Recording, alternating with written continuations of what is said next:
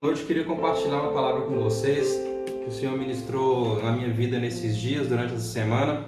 E queria inicialmente ler um texto com vocês, está lá no capítulo 42 do livro de Isaías. Isaías capítulo 42, versículo 1.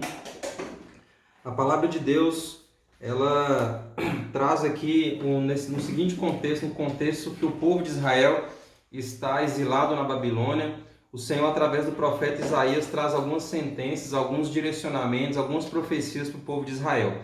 Então, você que está com sua Bíblia aberta, você que está acompanhando pelo seu celular, pode aí abrir comigo em Isaías capítulo 42, versículo 1. Isaías 42, 1 diz assim: Eis o meu servo, a quem sustento, o meu escolhido, em quem tenho prazer.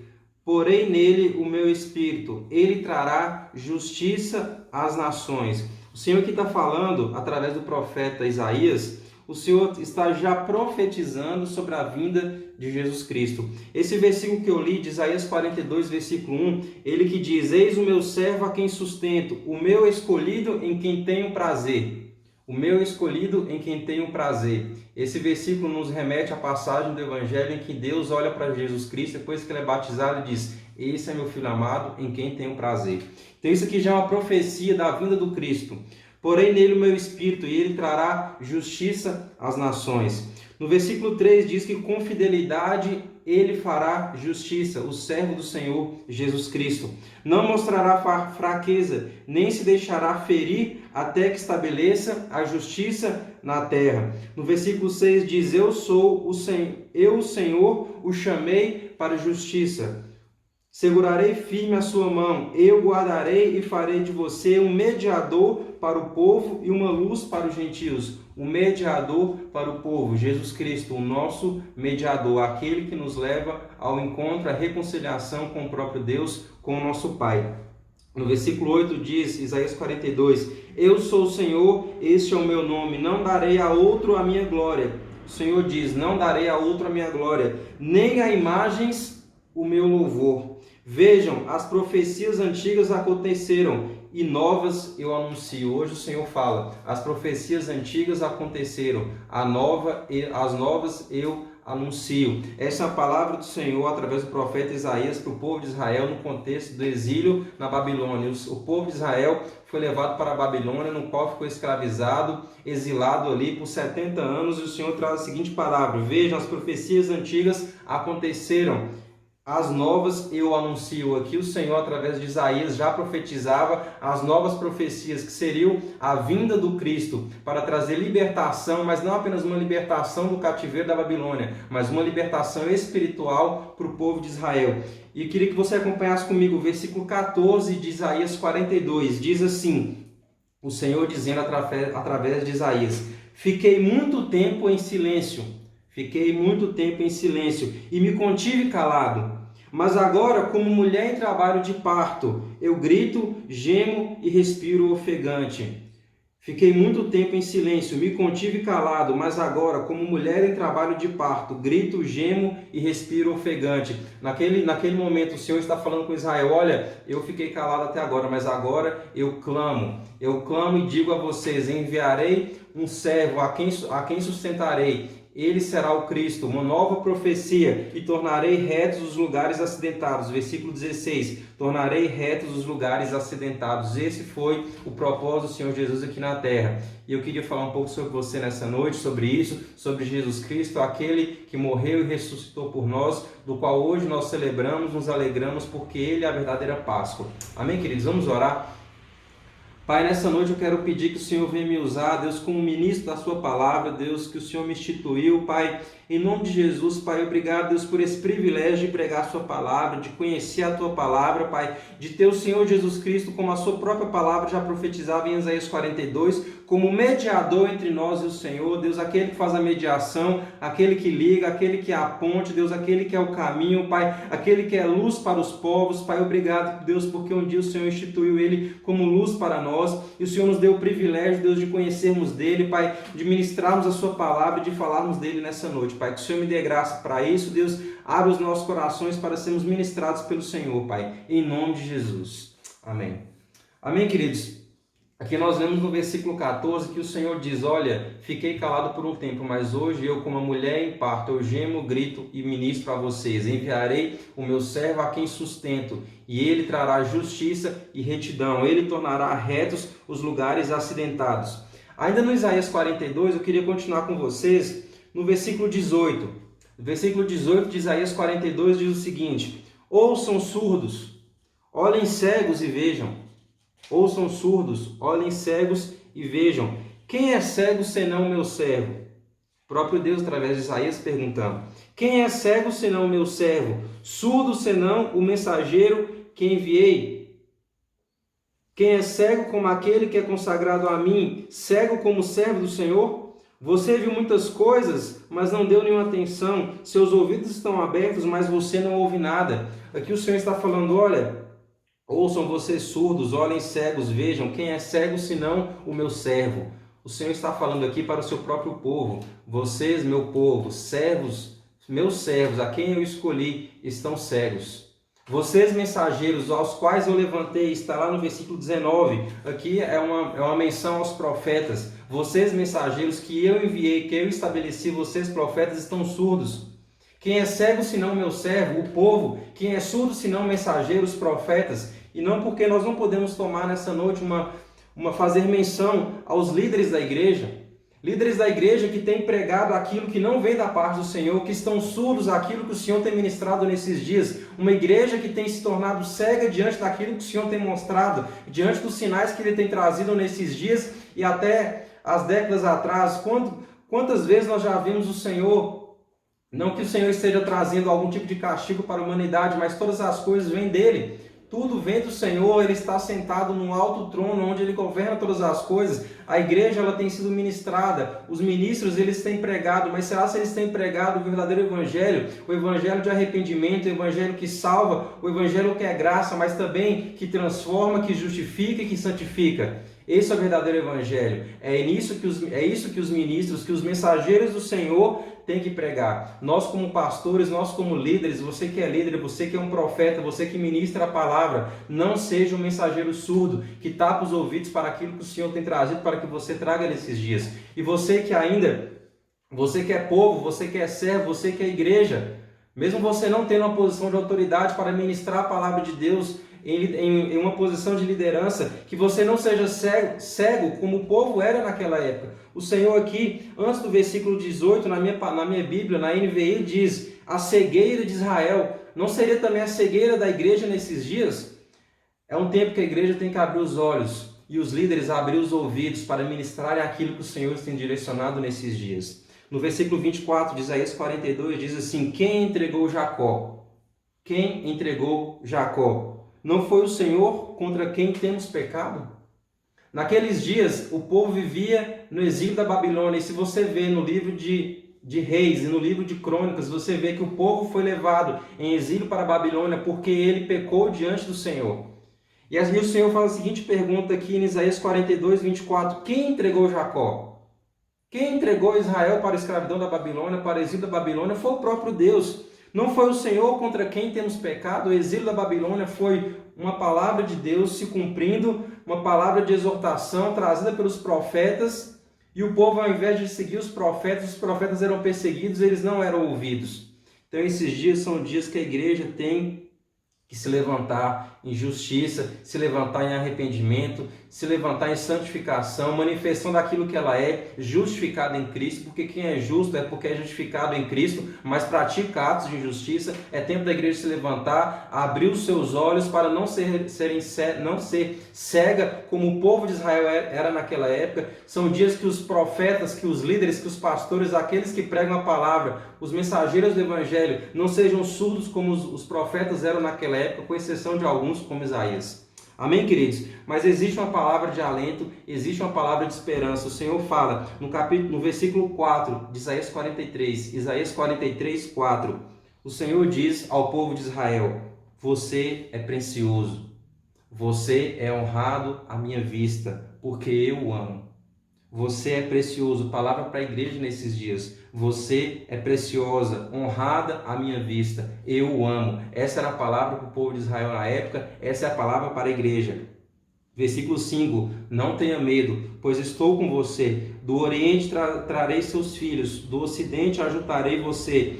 O Senhor está falando, olha, eu permiti que você sofresse esses juízos, eu permiti que você ficasse ali escravizado, trancado, exilado na Babilônia, mas eu amo você, você é precioso, você é honrado à minha vista, por isso não tenha medo, eu estou com você. Do Ocidente trarei seus filhos, do Oriente ajuntarei você. Versículo 7, Isaías 43. Todo que é chamado pelo meu nome, a quem criei para a minha glória, a quem formei e fiz, trago o povo que tem olhos, mas é cego. O povo do Senhor está voltando. Quem tem ouvidos, mas é surdos.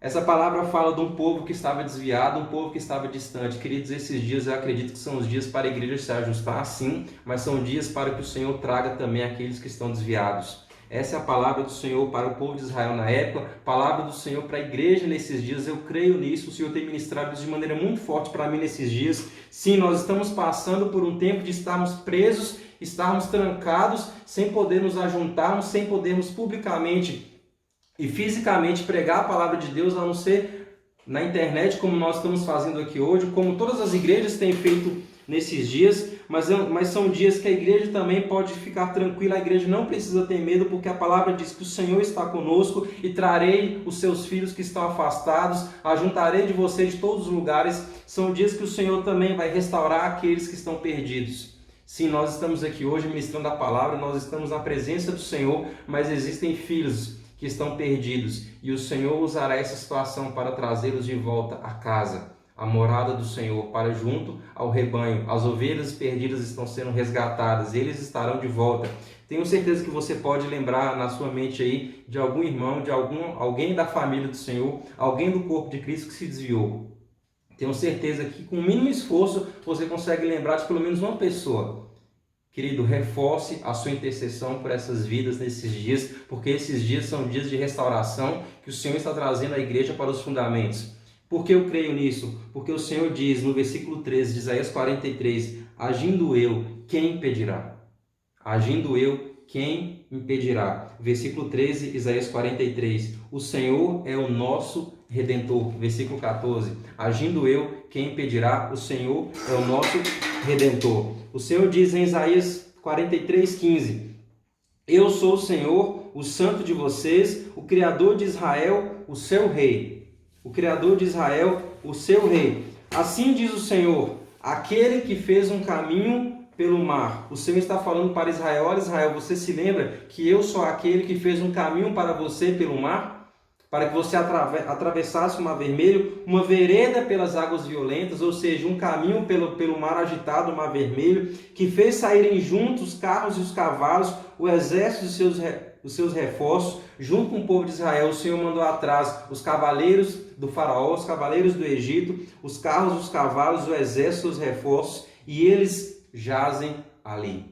Ali eles ficaram, ali eles morreram, para nunca mais se levantarem, exterminados, apagados como um pavio. O Senhor relembra, nessa situação, o povo está exilado na Babilônia. O Senhor traz à memória deles que Ele é o Deus que abriu para eles um caminho pelo mar, pelas águas agitadas, enviou depois os carros e os cavalos, o Senhor livrou eles ali, matou todos aqueles perseguidores, todo o exército do faraó que estava perseguindo o povo de Israel. No meio do mar, o Senhor desce às águas novamente e extermina para sempre todos eles. O Senhor aqui nos remete à nossa própria vida, à nossa própria situação. Um dia eu fui resgatado pelo Senhor, um dia eu fui liberto dos poderes do inimigo e ele já está vencido na cruz, ele não vai voltar, ele está exterminado para sempre. O Senhor governa, ele venceu o diabo na cruz. A palavra do Senhor fala isso em Colossenses através do apóstolo Paulo. Mas o que o Senhor diz para o povo de Israel, eu creio que nesses dias está dizendo para a igreja, olha, esqueçam o que se foi. Não vivam no passado. Vejam, estou fazendo uma coisa nova. Estou fazendo uma coisa nova. Ela já está surgindo. Vocês não a reconhecem? Até no deserto vou abrir um caminho, o Cristo. Isso aqui é profecia da vinda do Cristo. Versículo 21, Isaías 43. O povo que formei para mim mesmo, a fim de que proclamasse o meu louvor. Aqui o Senhor está falando para o povo de Israel, povo que formei para mim mesmo, a fim de que proclamasse o meu louvor. Não é assim também como a igreja? Nós não somos o povo que o Senhor criou, propriedade exclusiva, sacerdócio real do Senhor, povo criado para louvor e glória do Senhor. Mas o que o Senhor nos diz, é necessário que, mesmo sendo uma propriedade exclusiva, um tesouro pessoal, um povo que o Senhor escolheu e separou, mesmo tendo sido libertos das garras do inimigo, o inimigo não vai se levantar novamente contra a nossa vida, no sentido de vencer o Senhor na cruz, porque ele já foi derrotado na cruz. Ele pode nos tentar, ele pode de alguma forma atrapalhar o nosso caminho, mas ele não vai vencer o Senhor na cruz. Ele já foi derrotado, ele não tem mais poder sobre a nossa vida, ele não vai voltar a nos escravizar. Nós já fomos libertos pelo Senhor, se conhecemos a verdade. Mas o Senhor fala: olha, vocês são propriedade exclusiva, eu estou trazendo vocês coisas novas. Aqui o Senhor fala do próprio Cristo que viria para o povo de Israel como um libertador, para que o povo esquecesse daquilo que ficou no passado. O povo estava vivendo o passado, o povo estava vivendo ainda daquilo que tinha acontecido no Mar Vermelho através de Moisés, mas o Senhor aqui manifestava a vinda do segundo Moisés, do segundo Adão, o próprio Cristo, que iria libertá-los para todos sempre. Mas é necessário que nós nos arrependamos. O Senhor fala no versículo 24: você me sobrecarregou com seus pecados, me deixou exausto com suas ofensas. Sou eu mesmo, aquele que apaga as suas transgressões, aquele que apaga as suas transgressões, por amor de mim, que não se lembra mais dos seus pecados. Os nossos pecados, a palavra fala, são lançados no esquecimento. Versículo 27, o Senhor diz: seu primeiro pai pecou, Abraão, para o povo de Israel. Seus porta-vozes se rebelaram contra mim, ou seja, os profetas se rebelaram com o Senhor. Nesses dias, pastores se rebelam contra o Senhor. Ministros têm se rebelado contra o Senhor, têm pregado o evangelho de extrema graça, que aqueles que pregam o evangelho da graça, de forma que isso vire uma desculpa para o pecado. Não é isso que nós entendemos, você pode conferir lá no livro de Judas. Por isso envergonharei os líderes do templo. Os profetas, os pastores, os líderes, os ministros da palavra que não têm pregado o evangelho genuíno, o Senhor diz: envergonharei os líderes do templo. Mas existe uma esperança para nós, existe uma esperança para a igreja, e essa esperança está lá no capítulo 44 de Isaías. O Senhor diz: escute agora, Jacó, escute agora, Jacó, escute agora, igreja do Senhor, a quem escolhi, a quem separei. Assim diz o Senhor, aquele que o fez, que o formou no ventre e que o ajudará. Não tenha medo, ó Jacó, meu servo, a quem escolhi, pois derramarei água na terra sedenta. Derramarei água na terra sedenta. Você tem estado sedento pelo Senhor nesses dias? Pois o Senhor diz: derramarei água na terra sedenta, torrentes na terra seca. Derramarei o meu espírito sobre a sua prole e minha bênção sobre os seus descendentes. Eles brotarão como relva nova, como salgueiros junto a regatos. Um dirá: pertenço ao Senhor. Nesses dias a igreja voltará ao propósito e dirá: pertenço ao Senhor. Outro chamará a si mesmo pelo nome de Jacó, o povo do Senhor. Ainda outro escreverá em sua mão: do Senhor. Queridos, são dias que o Senhor tem nos trazido de volta para o alinhamento, para a restauração dos fundamentos.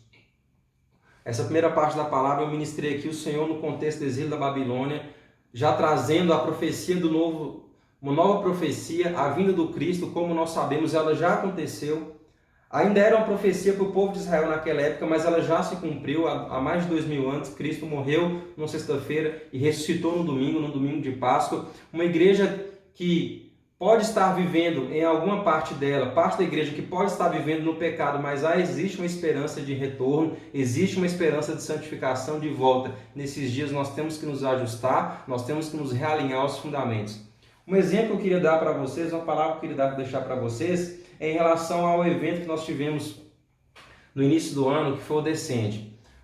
Eu não estou aqui criticando o evento, na verdade, assim, eu admiro a iniciativa e realmente acredito que foi uma palavra do Senhor para que ele acontecesse. Um evento em que pessoas foram ali e tiveram uma confirmação de palavras de envio, de serem enviados, mas, queridos, imediatamente após esses dias, os dias de carnaval, começamos a ter esse contexto, essa realidade da pandemia do coronavírus, da Covid-19 nos nossos dias, e na verdade uma igreja que tinha uma expectativa de ser enviada foi obrigada a ficar em casa. Uma igreja que tinha uma expectativa de ser enviada foi obrigada a ficar em casa. Queridos, eu não tenho certeza se a igreja brasileira tem noção do estágio que ela está no Senhor. Será que a igreja brasileira realmente está preparada para ser enviada? Porque exatamente no momento em que existia uma expectativa, uma perspectiva de envio de pessoas serem enviadas até para missões no exterior, essa situação veio à tona. Nós como igreja, nós que tínhamos a expectativa de sermos enviados, jovens, milhares de jovens reunidos em estádios, com a expectativa de serem enviados, de palavras se cumprirem, foram obrigados a ficar nas suas casas. Queridos, eu não sei se a igreja brasileira tem noção do nível de maturidade, de preparação que ela está no Senhor. Será que nós realmente estamos preparados para sermos enviados? Ou tem sido dias, e esse não é o momento, será de nós nos voltarmos para o Senhor, aquele que é o caminho, para restaurarmos os fundamentos, para restaurarmos os princípios da palavra. Por exemplo, no último domingo nós tivemos o jejum. Nós tivemos um jejum nacional. As igrejas, o corpo de Cristo, se em unidade jejuou. Querida, há quanto tempo você não jejuava antes do domingo passado? O jejum é um fundamento do Senhor, como eu ministrei no último domingo. O jejum é um fundamento do Senhor. O jejum é um fundamento do Evangelho, que é manifestado muito em atos de justiça por aqueles que são justos e justificados. Sim, o jejum é um fundamento da palavra. O jejum é um fundamento do Evangelho. Mas antes do domingo passado, qual tinha sido a última vez que você tinha jejuado? Será que não são dias da igreja voltar aos fundamentos? Como, por exemplo, o jejum? Como, por exemplo, a oração? Como, por exemplo, a leitura da palavra, como, por exemplo, o tempo em família, como, por exemplo, o que nós estamos fazendo agora. Nós agora estamos usando as redes sociais para pregar a palavra. Uma igreja que há pouco tempo atrás usava as redes sociais para brigar por causa de política, hoje se vê obrigada a usar as redes sociais para pregar a palavra. Queridos, são dias de voltarmos aos fundamentos, de voltarmos ao caminho. Será que a igreja brasileira realmente está preparada para enviar?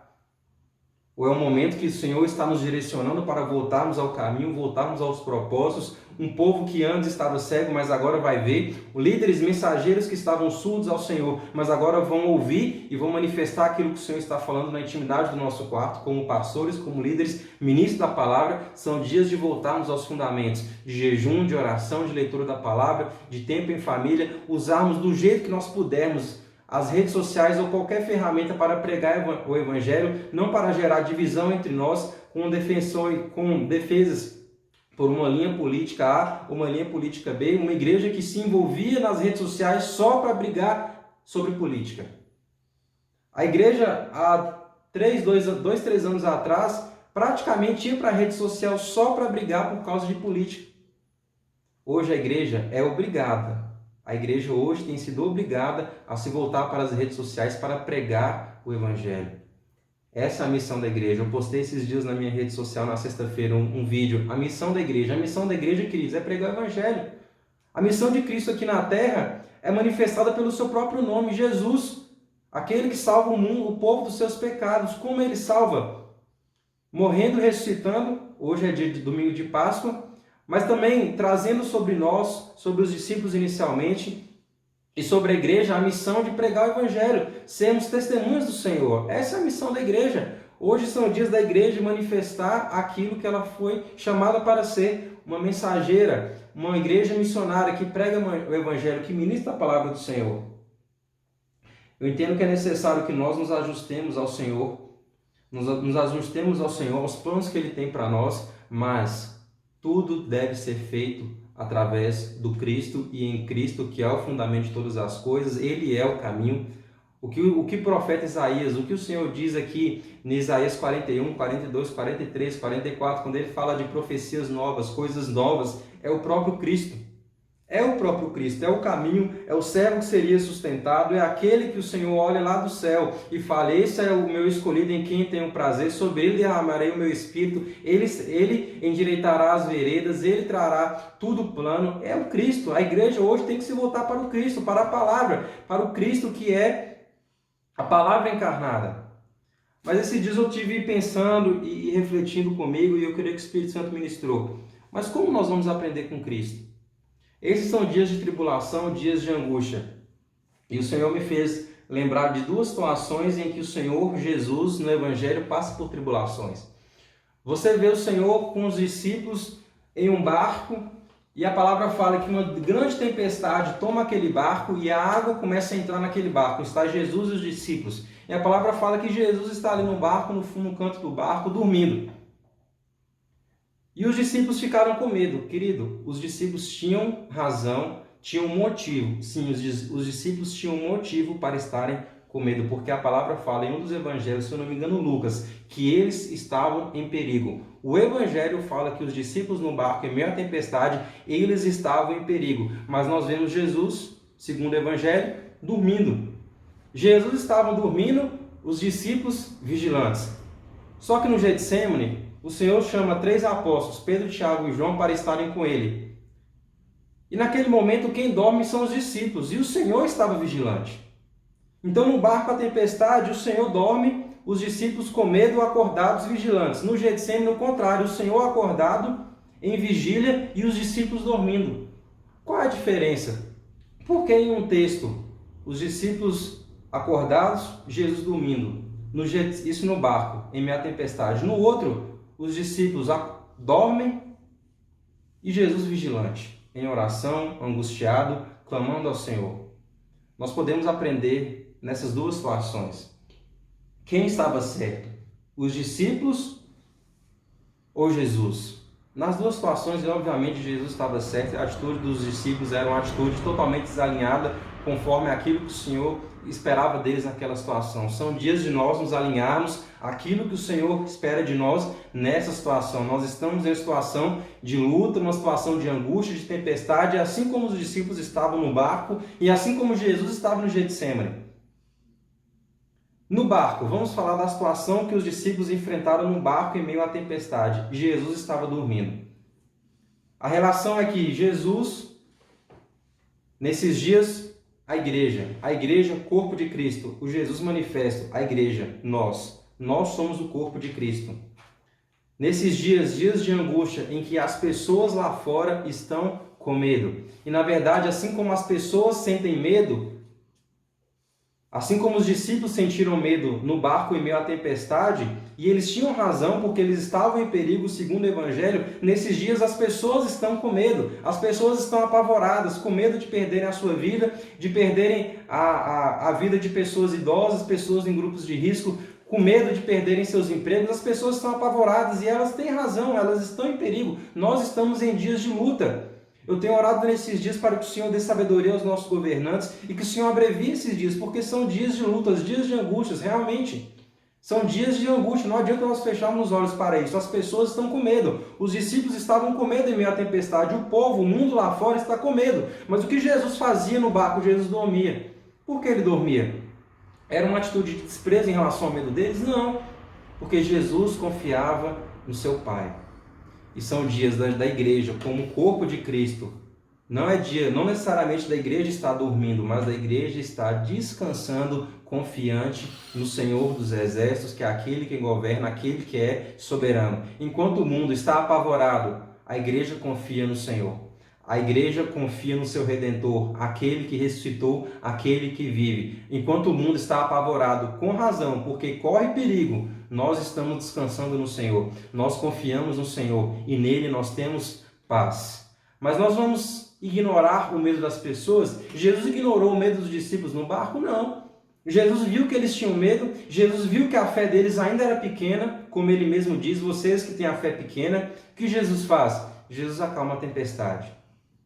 E eles ficam surpresos e falam, quem é esse que até o mar obedece? O mar e o vento obedecem. São dias da igreja, sim, descansar no Senhor, firmar sua fé no Senhor, não se desesperar como o mundo, mas também não negligenciar o desespero do mundo. São dias da igreja confiar no Senhor, aquele que é soberano, aquele que é redentor, aquele que vive e que ressuscitou, mas também trazer paz às pessoas, assim como Jesus trouxe para os discípulos em meio à tempestade. A igreja precisa se posicionar para descansar, confiar no Senhor, mas também para trazer uma palavra de paz, uma palavra de esperança, se posicionar em oração por esses dias, para aqueles que estão passando por situações de desespero e de angústia. A igreja tem que se levantar nesses dias.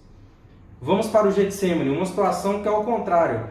Os discípulos dormem, Pedro, Tiago e João, e Jesus fica vigilante em oração. Angustiado, profundamente angustiado. Se você ainda não tem conhecimento quando eu falo Getsemane, se você ainda não entende o que é essa situação, nos evangelhos existe um momento em que Jesus, pouco antes de ser preso para ser crucificado, Jesus entra ali no jardim, ele chama Pedro, Tiago e João e fala: olha, fiquem aqui comigo enquanto eu oro. E ali Jesus faz uma oração ao Pai que, se possível, que o Senhor de alguma forma não precisasse matar ele na cruz, que Jesus passasse pelo sacrifício da cruz. De alguma forma ele fala: olha, Pai, se possível, afasta de mim esse cálice, afasta de mim isso que eu tenho que fazer, esse caminho para a morte, se possível, afasta isso de mim. E a palavra fala que quando ele olha para os discípulos, para Pedro, Tiago e João, aqueles que eram mais próximos dele, aqueles que ele tinha pedido para estarem com ele nessa situação, eles estavam dormindo.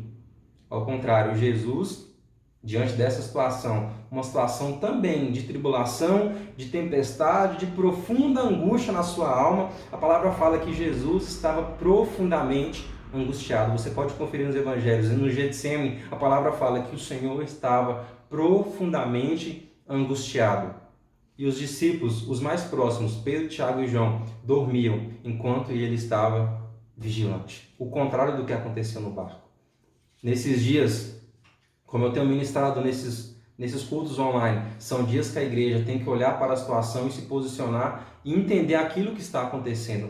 Como eu disse na minha primeira pregação, no culto online, na minha primeira palavra live, eu falei: olha, não é tempo da igreja buscar respostas precipitadas, mas nós temos entendido algumas coisas que o Senhor tem direcionado para a igreja. É necessário que nesses dias a igreja volte aos fundamentos. A igreja tem que entender isso. A igreja não pode dormir nesses dias, estar alheia àquilo que o Senhor tem falado. A igreja não pode dormir nesses dias de forma que esteja alheia ao que o Senhor tem ministrado. É necessário que a igreja se posicione, se levante, a igreja se desperte e fale: olha, nós estamos passando por uma situação de angústia, nós estamos passando por uma situação de realinhamento, nós estamos passando por uma situação de profundo ensino, uma situação de angústia, de luta para a igreja. Queridos, não é fácil para mim, como ministro da palavra, estar aqui pregando para vocês, sentado numa cadeira, olhando para um celular, sem contato com as ovelhas, com o povo, com a igreja. Para mim, é algo que me incomoda. Mas também era um incômodo muito grande para o Cristo estar no Getsemane, profundamente angustiado, mas ele entendia que era um momento que ele teria que passar para cumprir o propósito maior, que era morrer, ressuscitar e gerar salvação à vida das pessoas. Então são dias que a igreja tem que se levantar, tem que se entender. Não é tempo da igreja dormir, sim, é tempo da igreja se despertar, se levantar em confiança ao Senhor, gerando paz e esperança à vida das pessoas, mas a igreja também entender que essa angústia, que esse tempo que ela tem passado é um tempo de realinhamento, uma volta aos fundamentos, uma volta aos caminhos, mas para algo maior, para um propósito maior, que é levar salvação às pessoas. Quando Jesus passa pelo Getsemane, um momento de angústia, de luta, de tribulação, era um momento que estava sendo preparado para que ele passasse pela crucificação, pela morte e pela ressurreição, através da qual ele gera vida e vida para todos nós.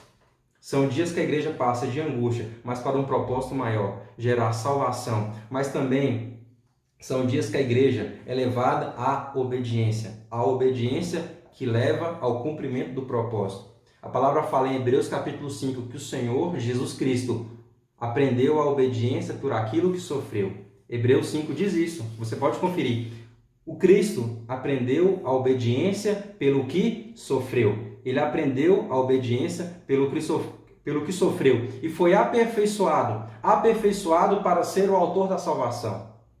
Então aquele momento ali foi um momento em que Cristo aprende e é aperfeiçoado a obediência ao seu Pai. É um tempo também que a igreja, diante da luta, diante da angústia que ela tem vivido de estar presa nas suas casas, a igreja tem que aprender a obediência nesses dias. Dias de sofrimento para a igreja também, mas diz que a igreja é levada à obediência para ser aperfeiçoada e ser assim um canal e um meio de salvação. Que nesses dias a igreja se levante, que a igreja não entre no desespero desse mundo, Como os discípulos estavam desesperados no barco, que a igreja não entre no desespero desse mundo, mas como Cristo no barco descanse e traga a salvação, a esperança para o mundo que está desesperado, e com razão, porque são dias de angústia, mas também não sejam dias que a igreja durma como os 3 discípulos dormiram, mas que a igreja entenda o tempo que ela tem vivido, que é um tempo sim de realinhamento, de angústia, como Cristo viveu no Getsemane. Cristo aprendeu a obediência pelo que sofreu, então a igreja nesses dias tem sofrido e vai aprender a ser obediente pelo que sofreu e será aperfeiçoada para gerar salvação. Então são dias que nós temos que nos voltar para o Cristo, aquele que salva, aquele que governa, aquele que morreu e que ressuscitou. Hoje é domingo de Páscoa, nos voltemos para Ele. E queridos, para encerrar, eu queria compartilhar um texto que está lá em Salmo capítulo 16. Salmo capítulo 16, se você puder, abra comigo. Salmo 16, versículo 2 e versículo 5. Eu queria ler com você 2 versículos. Salmo 16, 2 e 5. Diz assim a palavra de Deus: Ao Senhor declaro, o salmista dizendo a Deus, ao Senhor declaro, Salmo 16, 2 e 5. Ao Senhor declaro, Tu és o meu Senhor, não tenho bem nenhum além de Ti. Tu és o meu Senhor, não tenho bem nenhum além de Ti. Versículo 5, Salmo 16. Senhor, Tu és a minha porção. Tu és a minha porção e o meu cálice. És Tu que garantes o meu futuro. O salmista está dizendo, olha, Senhor, Deus, Tu és o meu Senhor. Não tenho bem nenhum além de Ti. Não tenho bem nenhum além de Ti. Tu és a minha porção. Nesses dias você pode fazer essa declaração para o Senhor. Senhor, Pai, o Senhor tem me chamado para uma volta aos fundamentos que a igreja tem que passar. Dias de arrependimento, dias de posicionamento, de aprender pelo que sofremos, de sermos aperfeiçoados para gerarmos salvação. Dias que após terminarem, sim, dias em que seremos enviados. Dias que temos sido aperfeiçoados em maturidade pelo Senhor. Esses dias eu estava tomando um café da manhã lá em casa com o Manu e meu filho Isaac chegou aqui na cadeira do meu lado e eu estava meditando com o Manu justamente nesse salmo, Salmo 16. O Senhor diz, o salmista diz a Deus, ao Senhor, Tu és o meu Senhor, não tenho bem nenhum além de Ti. Tu és a minha porção. E quando eu olhei para Isaac, eu vi como ele queria que eu me levantasse da mesa e fosse ter um tempo com ele e brincar com ele. Eu olhava para ele, e cada momento que eu olhava para ele, eu me via assim inclinado, compelido a levantar da mesa e deixar meu café da manhã, deixar até aquela meditação que eu estava tendo com o Manu para simplesmente ter um tempo com ele. E eu entendo que é isso que Deus espera de nós, como se nós estivéssemos nesses dias nos achegando para Ele, como um filho que tem uma enorme expectativa, uma enorme vontade que o Senhor olhe para Ele e que vá ter um tempo com Ele. Querido, você tem no seu coração esse nível de sede pelo Senhor? O Senhor pode achar em você uma alma sedenta sobre a qual Ele vai derramar a água na qual Ele vai derramar o teu espírito? Você consegue fazer essa declaração hoje para o Senhor? Senhor, não tenho bem nenhum além de Ti. Tu és a minha porção. Não tenho bem nenhum além de Ti. Tu és a minha porção. Precisamos buscar o Senhor de todo o coração, com todas as nossas forças, com sede, para que Ele realmente venha saciar a nossa sede. São dias que a igreja precisa se posicionar, como eu tenho ministrado aqui no livro de Isaías. Compartilhei um pouco com você sobre 2 histórias do Evangelho em que Jesus se comunica com seus discípulos e ensina a eles o que eles deveriam fazer, mas nós somente vamos nos aperfeiçoar e voltarmos ao caminho se nós nos quebrantarmos, nos ajoelharmos diante do Senhor, e assim como meu filho Isaac diz para mim, papai, vem cá, papai, vem cá, vamos brincar, vem aqui junto comigo. Nesses dias são dias que a igreja precisa se voltar para o Senhor com sede da sua presença. Sede da sua presença. E eu olhei para a Manu e falei, olha, deixa eu ali brincar um pouco com Isaac. Deixa eu ali brincar um pouco com Isaac. Eu fui lá e brinquei com ele. Porque meu filho clamava pela minha presença.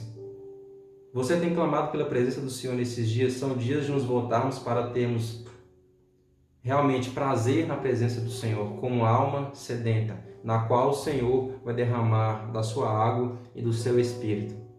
A igreja vai voltar. A igreja vai voltar ao caminho, ao firme fundamento que há no Senhor. Mas voltaremos na presença e aos pés do Senhor. Amém, queridos? Nesse momento, ore comigo. São dias em que a igreja, dias que a igreja vai responder um clamor do Senhor. A igreja vai clamar em resposta a um clamor do Senhor. Amém? Pai, nesse momento nós queremos entregar essa palavra diante do Senhor. Pai, queremos te agradecer, Deus, pela clareza da sua palavra, Pai. Em nome de Jesus, Pai, obrigado, Deus, porque o Senhor tem nos direcionado nesses dias em voltarmos à sua presença, Pai, voltarmos, Deus, aos fundamentos que existem no Senhor, no seu Evangelho, na sua palavra, Pai. Pai, obrigado, Deus, porque o Senhor, Deus, tem direcionado de maneira muito clara que o Senhor quer que nós voltemos para Ti, o Senhor, Deus, quer que nós voltemos para o Cristo, Deus, voltemos para os fundamentos, Deus, fundamentos que a igreja nunca deveria ter abandonado, Deus, da obediência da sua palavra, Deus, do jejum, da oração, da intercessão, do tempo em família, Deus, da pregação do verdadeiro Evangelho, o Evangelho que salva, Deus, o Evangelho, Deus, que é graça, Deus, mas também que é arrependimento e transformação, Pai. Pai, ministra, Deus, nos líderes, nos pastores, Deus, nós, Deus, ministra a sua palavra, Deus, a não sermos surdos, Deus, em nome de Jesus, mas também, Deus, para que a igreja não seja cega, Deus, mas que nós entendamos a mensagem que o Senhor tem ministrado nesses dias, Deus, que é a mensagem da cruz, a mensagem do Evangelho, a mensagem do arrependimento, da renúncia, Pai. O grão de trigo está caindo na terra, Deus, e tem que morrer para gerar vida, Pai. Dizem que a igreja, Deus, aprenderá, Deus, a obediência pelo sofrimento, será aperfeiçoada e gerar salvação, assim como foi o Cristo, Pai. Em nome de Jesus, nós entregamos esse tempo diante de Ti, Pai, e nos posicione e nos leva a esse momento, Pai, a esse tempo de quebrantamento, Deus, de arrependimento, de realinhamento, para que aí sim possamos ser enviados, Pai. Enviados, Deus, como testemunhas do Senhor, Pai, em nome de Jesus. Amém.